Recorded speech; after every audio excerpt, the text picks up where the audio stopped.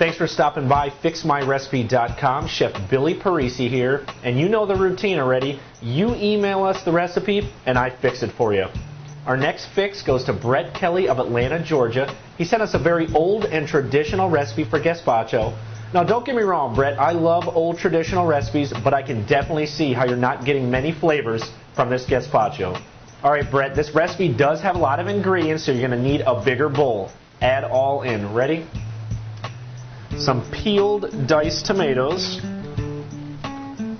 Our next step is simply a bowl of vegetables, which includes 1 cucumber, seeded and chopped, red, yellow, green peppers, seeded and chopped, 1 red onion, chopped, 1 serrano pepper that is also seeded and chopped.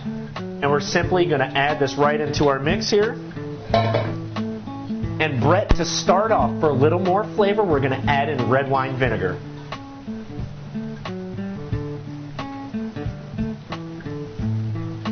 All right, Brett, don't forget this is a soup, and right now it's extremely chunky, so we have set aside a little bit of tomato juice. We're going to add it in to liquefy it a little more. All right, Brett, now next is to blend our ingredients. You can use a blender. I have a burr mixer. I prefer to use that because I like my soup to be a little bit chunky.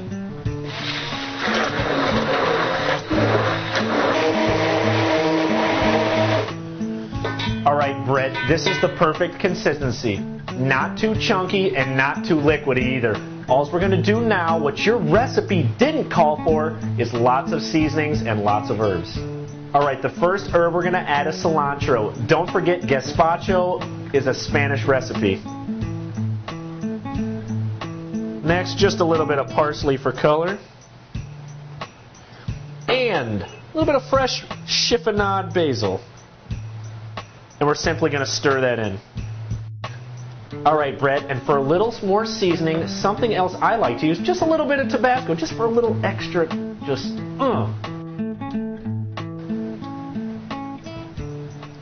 All right, the most important part next is salt and pepper. Remember, season once, taste twice. I cannot reiterate that enough. A lot of people want to over-season. We're not going to let that happen by tasting twice. Some fresh ground pepper.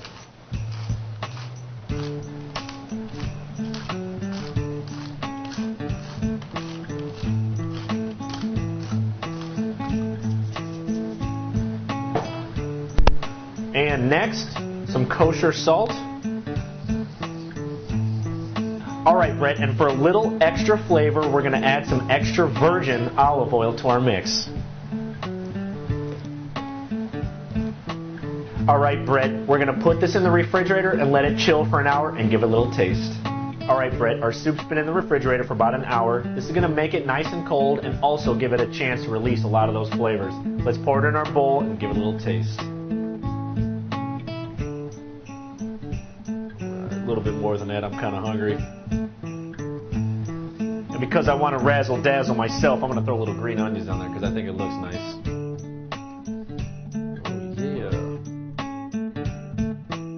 Doesn't that look nice, Brett? Get a little taste of this action. Brett, just a flavor explosion in my mouth right now. This is so good.